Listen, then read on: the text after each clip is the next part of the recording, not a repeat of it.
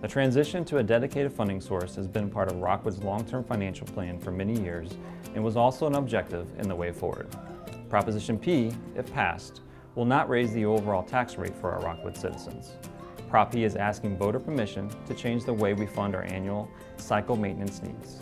Instead of relying on bond issues to fund maintenance on existing infrastructure and technology refresh, Prop P would provide for a dedicated funding source for ongoing needs, such as Chromebooks, roofing, flooring, and parking lots, without borrowing funds and paying interest. That money we're paying on interest could go a long way towards our annual maintenance, technology, and security needs. In Rockwood, we are proud of our student achievement, and we should be.